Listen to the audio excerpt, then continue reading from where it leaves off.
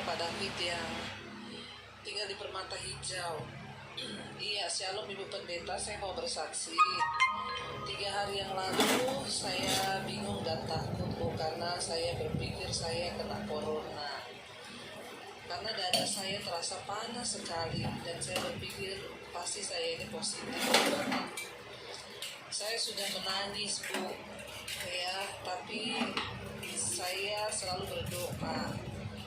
Istri saya sudah ngomel, ya, dan anak-anak saya juga sudah bilang, Papa tenang Pak, hasilnya nanti jam 10 malam baru keluar. Dan Ibu Dewi saya bilang kepada Tuhan kalau hasilnya negatif, maka saya mau bersaksi, ya, mau bersaksi di Mesbah Doa Malam. Dan benar Bu Dewi, jam 10 malam anak saya memberi saya hasil, ya, hasil dari tesnya itu negatif. Saat dia bilang hasilnya negatif, saya menangis, Bu, ya. Saya percaya banget bagi Tuhan tidak ada perkara yang mustahil. Saya berkata kepada Tuhan, iya Tuhan, saya mau bersaksi kalau hasilnya negatif. Oh iya Bu, saya, ya, nama saya David dan saya tinggal di Permata Hijau. Saya punya putri 4, Bu, dan punya cucu 6. Wow, ya, 3 cewek dan 3 cowok. Saya juga pendengar setia Mesbah Doa sudah 1 tahun lebih, Ibu Dewi. Terima kasih, Bu, ya. Bila kesaksian saya ini panjang, mohon maaf. Sekali lagi terima kasih Bu Pendeta yang sudah membacakan kesaksian saya. Tuhan memberkati keluarga Ibu dan terima kasih. Amin, amin, ya. Puji Tuhan, Pak. Ya, memang hari-hari ini saudara, ya, yang namanya kata negatif itu rasanya sesuatu yang buat hati kita tuh lega gitu, ya. Asal dibilang negatif itu seneng, jangan dibilang positif. Ya memang, ya, kita percaya bahwa perlindungan Tuhan itu sempurna bagi orang-orang yang terus setia berharap kepada Dia. Ya, bahkan bagi saudara yang mungkin sekarang juga lagi terinfeksi COVID, jangan pernah takut, jangan menyerah, karena Tuhan bekerja. Terima kasih Pak David kesaksiannya, puji Tuhan, ya, apa yang Bapak takutkan itu tidak terjadi, tetapi teruslah berdoa dan teruslah percaya, maka Dia Tuhan yang turut bekerja untuk mendatangkan kebaikan di dalam kehidupan kita. Iya, saya ingin bacakan satu kesaksian lagi saudara, ya. Satu kesaksian yang juga luar biasa, ya, tadi dari Pak David dan sekarang ada satu kesaksian Ibu. Saya ingin membagikan kesaksian tentang mujizat Tuhan dalam kehidupan keluarga kami. Beberapa bulan terakhir ini saya dengan suami sering sekali cekcok, Bu, dan bertengkar. Dan kebiasaan suami kalau sudah bertengkar pasti ujung-ujungnya minta pisah dan bercerai, serta minta bagi harta gono gini. Tapi saya selalu masih bisa selalu terselesaikan saat saya akhirnya harus mengalah. Tapi dalam persoalan terakhir yang kami hadapi sudah benar-benar memutus aku. Karena anak saya memutuskan ingin menikah, sementara suami saya tidak menyetujuinya. Suami saya maunya agar anak saya itu menyelesaikan kuliah terlebih dahulu. Ya, karena sudah semester 7 dan sudah mau masuk ke semester 8. Bahkan sebentar lagi kan sudah mau KKN. Cuma masih tertunda karena COVID. Tapi saya sebagai ibunya, saya dengan terpaksa harus menyetujui permintaan anak saya, karena ini adalah anak yang bungsu dan yang paling saya sayangi. Saya tidak ingin mengecewakan anak saya, Bu. Walau suami sangat menentang, tetapi suami saya sekarang ini adalah ayah sambung dari anak saya yang ingin menikah. Namun setiap malam saya bergumul dan berdoa supaya Tuhan campur tangan dalam masalah ini, Bu. Setiap malam juga saya ikut Mesbah Doa Ibu, dan pagi saya bangun ikut Mesbah Syukur. Pokoknya semua khotbah-khotbah Ibu saya ikuti. dan itulah yang selalu membuat hati saya menjadi tenang. Bahkan iman saya selalu menjadi kuat. Walaupun rumah tangga saya sewaktu-waktu itu bagai dalam badai gelombang, tapi saya selalu kuat ketika mendengarkan semua khotbah-khotbah Ibu Dewi. Dan yang luar biasa kuasa mujizat Tuhan itu yang memampukan walaupun melewati berbagai macam proses. Tapi saya sungguh melihat dan mengalami kuasa dan mujizat Tuhan yang begitu luar biasa. Sekarang anak saya sudah selesai menikah dan suami pun sudah berubah. Sekarang kami tidak lagi bertengkar rebut, tidak pernah bertengkar hebat, dan tidak lagi suami saya menyebut-nyebut soal berpisah atau ingin bercerai atau menuntut bagi harta. Dan yang lebih luar biasa lagi Bu Dewi, sekarang ini suami saya setiap saat kalau duduk selalu dengar khotbah-khotbah Ibu di HP-nya, puji Tuhan. Padahal saya juga tidak pernah menyuruh-nyuruh dia. Begitu juga kalau kami hendak naik mobil dalam perjalanan menuju ke kota Palu atau Makassar, selalu hanya khotbah-khotbah Ibu Dewi yang suami buka-buka dan dengar-dengar, puji Tuhan ya. Saya bersyukur Bu, puji Tuhan, berkat semua doa-doa dan juga khotbah-khotbah dan firman Tuhan yang Ibu sampaikan, yang Tuhan selalu pakai untuk menjamah dan merubah suami saya, puji Tuhan. Saya juga berdoa buat Ibu Dewi sekeluarga, semoga terus dipakai Tuhan lebih luar biasa lagi untuk memenangkan jiwa-jiwa Bu, buat kerajaan Tuhan. Sehat terus ya Ibu Dewi. Mohon maaf kalau saksian saya ini panjang. Ini pun belum semua Bu, karena terlalu banyak mujizat Tuhan Yesus yang sudah kami alami. Puji Tuhan, haleluya, wow ya. Saudara, bagi Tuhan tidak ada perkara yang mustahil. Ketika kita semua mau tunduk kepada firman, makanya saya selalu berkata, ya kehidupan pernikahan itu tidak ada suami istri yang cocok, nggak ada. Jadi ya orang itu menikah bukan untuk menjadi cocok, tetapi hanya satu yang bisa membuat kita menjadi cocok, yaitu apa? Firman Tuhan. Ketika istri mau tunduk kepada firman dan suami juga mau tunduk kepada firman, maka rumah tangga kita pasti jadi cocok. Kenapa? Karena hanya firman Tuhanlah yang sanggup membuat kita cocok, saudara. Ya, ketika istri komitmen untuk melakukan firman dan suami juga komitmen untuk melakukan firman, saya percaya rumah tangga kita akan diberkati dan disertai Tuhan, karena tidak ada lagi egois, tidak ada yang saling menang sendiri, semuanya mau mengalah karena firman Tuhan. Ya, jadi hari-hari ini saudara, mari kita mengejar perkenanan Tuhan. Kalau saudara mau melihat hidup rumah tanggamu diberkati, maka saudara harus hidup rukun bersama. Suami istri harus hidup rukun bersama, ya, bergandengan tangan dan melakukan firman Tuhan, karena tidak ada cara lain untuk kita bisa diberkati Tuhan hari-hari ini selain kita hidup di dalam perkenanan Tuhan. Apalagi hari-hari ini saudara, ya, melihat kematian di sekeliling kita begitu sangat dekat rasanya dengan kita, ya. Ada orang yang bertanya kepada saya, Bu, saya ketakutan, bagaimana Bu caranya ya Bu? Saya bilang pasrah saja pada Tuhan.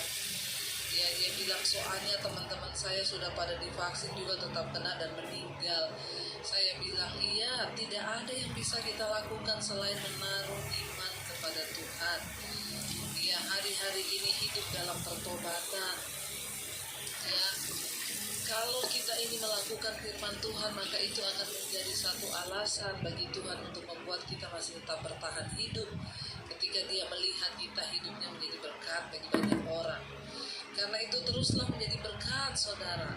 Kenapa? Karena alasan kita hidup itu hanya untuk Tuhan. Ya, satu-satunya alasan kita ada di dunia ini hanya untuk menggenapi rencana Tuhan. Ya, biar kita mau terus berkata, Engkau Tuhan alasan kami hidup. Ya, dan sehingga kita bisa melihat juga ketika suami berfungsi sesuai Alkitab, istri berfungsi sesuai Alkitab, anak-anak hidup sesuai firman Tuhan, maka disitulah kita akan menemukan kebahagiaan di hidup ini. Tidak perlu takut apapun, termasuk kematian. ya kita percaya ketika kita hidup dalam perkenanan Tuhan, maka bagiku hidup adalah Kristus, mati adalah sebuah keuntungan. Baik, terima kasih buat kesaksian dari Bapak David dan juga dari seorang ibu yang dari Sulawesi. Tuhan memberkati ya, dan biar kita semua boleh sungguh-sungguh hidup dalam perkenanan Tuhan. Baik, kita akan melanjutkan pembacaan firman Tuhan. Hari ini kita mau melanjutkan tadi malam pasal 37 Yehezkiel ya. Semalam kita sudah sampai di ayat 15. Sekarang kita masuk ayat 16, Saudara ya. Tadi malam kita sudah belajar tentang bagaimana Tuhan menyuruh Yehezkiel untuk bernubuat kepada Gog Magog ya. Gog di tanah Magog ya. Ketika Gog di tanah Magog itu bersekutu dengan bangsa-bangsa lain untuk menyerang umat Tuhan Israel, maka Tuhan yang bangkit membela ya umatnya sendiri. Ayat 16 berkata, "Engkau bangkit melawan umatku Israel seperti awan yang menutupi seluruh bumi. Pada hari yang terkemudian akan terjadi hal itu. Dan aku akan membawa engkau untuk melawan tanahku, supaya bangsa-bangsa mengenal aku. Pada saat aku menunjukkan kekudusanku kepadamu di hadapan mereka, hai Gog." Ya, Tuhan berkata Tuhan yang akan bangkit melawan Gog di depan, di hadapan bangsa-bangsa. Mengapa seringkali Tuhan membela perkara kita? Ya, mengapa seringkali Tuhan membela masalah kita? Supaya orang melihat bahwa Dia Tuhan yang menyertai kita. Dia tidak pernah mempermalukan kita. Ayat 17. "Beginilah firman Tuhan Allah, engkau itu tentang siapa? Engkaulah itu tentang siapa aku sudah berfirman pada hari-hari dahulu kala. Dengan perantaraan hamba-hambaku, yaitu nabi-nabi Israel yang bertahun-tahun bernubuat pada waktu itu, bahwa aku akan membawa engkau melawan umatku." Ya, ayat 18. "Pada waktu itu, pada saat Gog datang melawan tanah Israel, demikianlah firman Tuhan Allah, amarahku akan timbul dalam murkaku." 19. "Dalam cemburuku dan dalam api kemurkaanku aku akan berfirman, pada hari itu pasti terjadi gempa bumi yang dahsyat di tanah Israel." Ya, kata firman Tuhan, Saudara. Ayat yang ke-20, "Ikan-ikan di laut, burung-burung di udara, binatang-binatang hutan, dan segala binatang melata yang merayap di bumi, dan semua manusia yang ada di atas bumi akan gentar melihat wajahku. Gunung-gunung akan runtuh, lereng-lereng gunung akan longsor, dan tiap tembok akan roboh ke tanah." 21. "Dan aku akan memanggil segala macam kekejutan terhadap Gog. Demikianlah firman Tuhan Allah, sehingga pedang seorang akan memakan yang lain." 22. "Aku akan menghukum dia dengan sampar dan tumpahan darah. Aku akan menurunkan hujan lebat, rabun api dan hujan belerang ke atasnya, dan ke atas tentaranya, dan ke atas banyak bangsa yang menyertai dia. Aku akan menunjukkan kebesaranku dan kekudusanku, dan menyatakan diriku di hadapan bangsa-bangsa yang banyak. Dan mereka akan mengetahui bahwa akulah Tuhan." Saudara ya, campur tangan Allah ya, itu terjadi secara langsung bagi umatnya dalam pertahanan Israel, dengan memberikan bencana alam yang hebat dari utara terhadap para penyerbu itu. Pada akhirnya bangsa-bangsa kafir yang terpukul itu akan melawan diri mereka sendiri karena bingung dan panik. Semua orang yang melawan Allah akan dibinasakan. Ya, penghukuman Tuhan itu nyata bagi mereka yang menentang kebenaran firman Tuhan. Mari jangan kita menjadi orang-orang yang melawan Allah hari-hari ini, tapi kita menjadi orang-orang yang mau bersahabat dan tunduk kepada Tuhan. Dengan cara apa? Kita melakukan firman-Nya. Sekarang kita masuk Yehezkiel 39 ayat yang pertama. "Dan engkau anak manusia bernubuatlah melawan Gog dan katakanlah, Beginilah firman Tuhan Allah, lihat, aku akan menjadi lawanmu, hai Gog, raja agung negeri Mesek dan Tubal. Dan aku akan menarik dan menuntun engkau, dan aku akan mendatangkan engkau dari utara sekali, dan membawa engkau ke gunung-gunung Israel. 3. Aku akan memukul tangan kirimu sehingga busurmu jatuh, dan membuat panah-panahmu berjatuhan dari tangan kananmu. Ayat 4, di atas gunung-gunung Israel engkau akan rebah dengan seluruh bala tentaramu, beserta bangsa-bangsa yang menyertai engkau. Dan engkau akan kuberikan kepada burung-burung buas dari segala jenis, dan kepada binatang-binatang buas menjadi makanannya. Saudara, kisah tentang pertempuran itu masih berlanjut ya pada pasal 39 ini. Kekalahan kekuatan jahat ya akan pasti dan sempurna. Mereka akan dihancurkan oleh campur tangan ilahi, yaitu kuasa Tuhan. Karena kemenangan ini, nama Tuhanlah yang akan dikenal di seluruh dunia. Kemuliaannya akan nyata, dan bangsa-bangsa akan memahami bahwa hanya Dia yang memimpin sejarah manusia. Allah akan menunjukkan kasih-Nya secara jelas kepada umat-Nya dengan memulihkan umat-Nya ke tanah air mereka. Salah satu cara Tuhan menyatakan kemuliaannya dalam hidup kita adalah dengan memulihkan keadaan kita. Makanya firman Tuhan berkata, ketika Tuhan memulihkan keadaan Sion, keadaan mereka seperti orang yang bermimpi. Ya, mulut mereka penuh dengan tertawa, dan orang lain akan melihat, wow, sungguh Tuhan yang menyertai mereka adalah Tuhan yang hidup.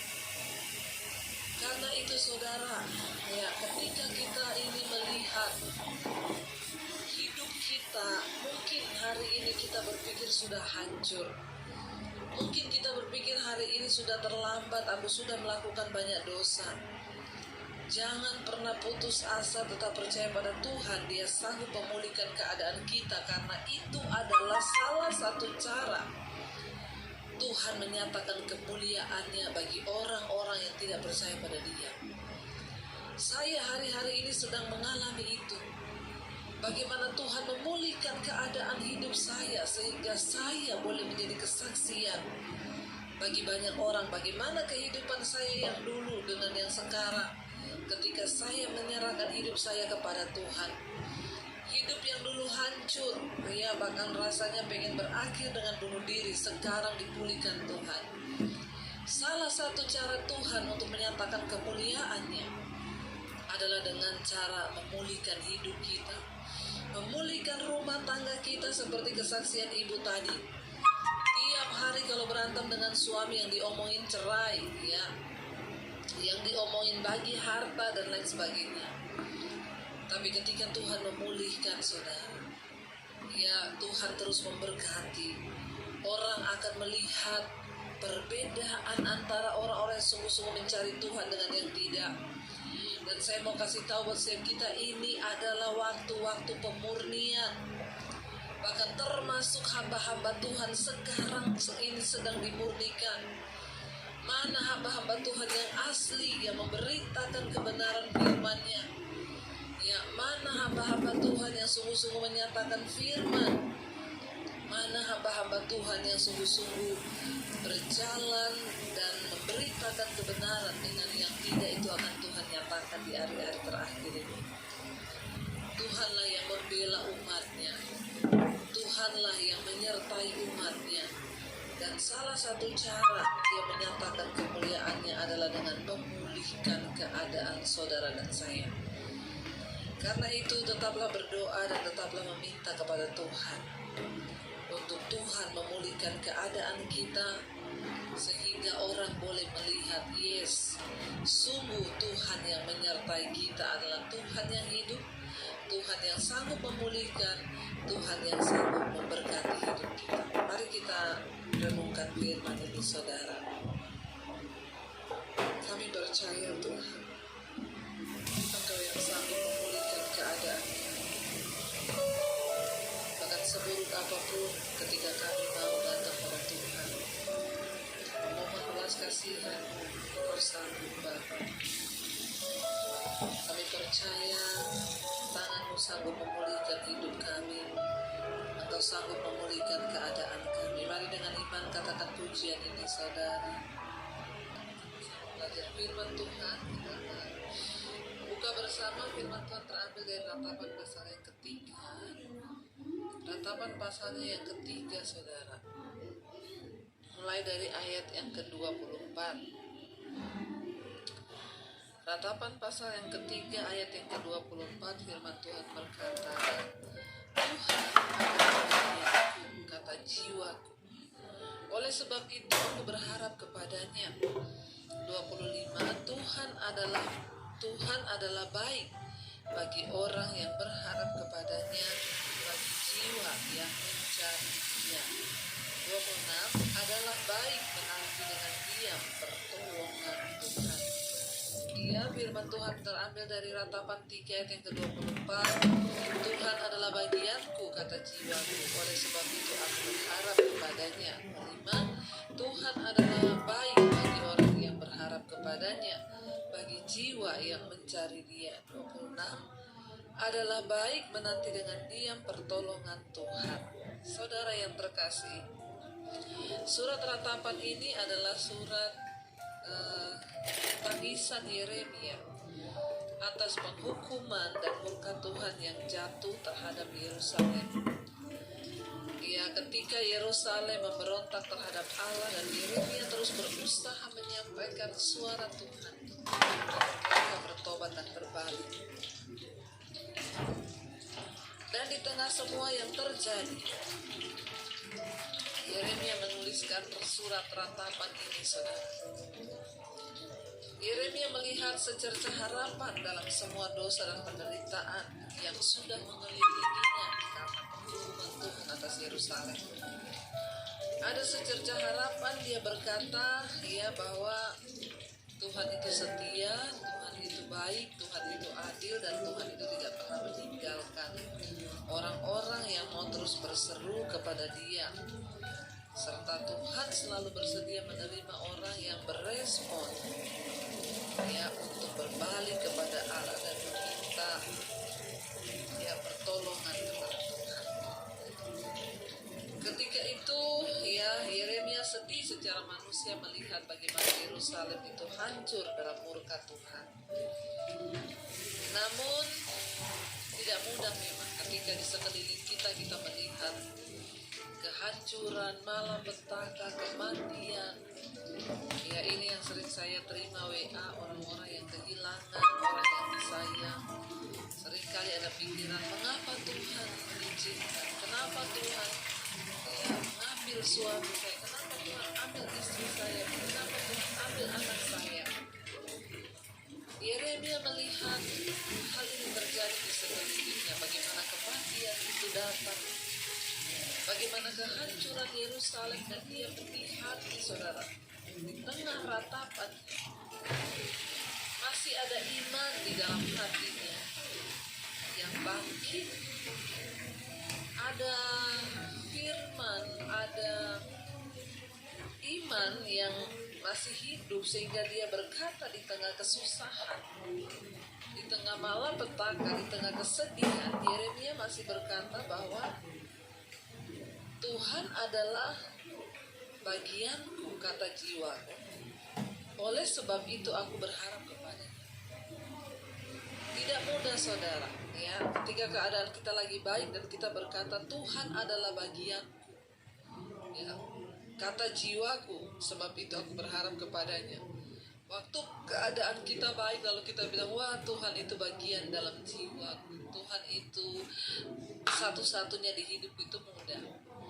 Tapi ketika kita sedang mengalami tekanan, kita mengalami melihat di depan mata bagaimana orang-orang yang kita sayangi dipanggil Tuhan, melihat apa yang dialami oleh Yeremia juga, kotanya hancur dan kematian di mana-mana. Tapi dia tetap berkata Tuhan adalah bagianku, kata jiwaku. Oleh sebab itu aku berharap kepadanya. Di dalam dalam segala keadaan, di dalam segala keterpurukan, di dalam segala ketekanan hidup kita, biarlah kita mau tetap setia kepada Tuhan dan berkata, Tuhan adalah bagian dari jiwa. Apapun yang terjadi, apapun keadaan, kita mau terus berkata, Tuhan, Engkau itu bagian dalam jiwa. Dalam jiwa manusia itu ada pikiran, perasaan, dan kehendak. Bagi Tuhan adalah bagian dari pikiranku, perasaanku, dan kehendakku. Sehingga Tuhan mendominasi kehidupan kita dan tidak ada satupun kejadian yang terburuk yang dimana kita menuduh itu gara-gara Tuhan. Di dalam tekanan jiwa yang begitu hebat, Yeremia masih bisa berkata, Tuhan adalah bagian. Apa yang sedang saudara alami hari-hari ini? Seberat apakah persoalan dan tekanan yang kau hadapi? Jangan pernah menyangkal Yesus, tetaplah berkata, Tuhan, Engkau adalah bagian dalam jiwa. Terus berkatakan firman Tuhan. Sebab itu dia bilang, aku berharap kepada-Nya. Apa alasan untuk kita berharap pada Tuhan? Ya, untuk iman kita bisa terus percaya itu kita harus menemukan alasan.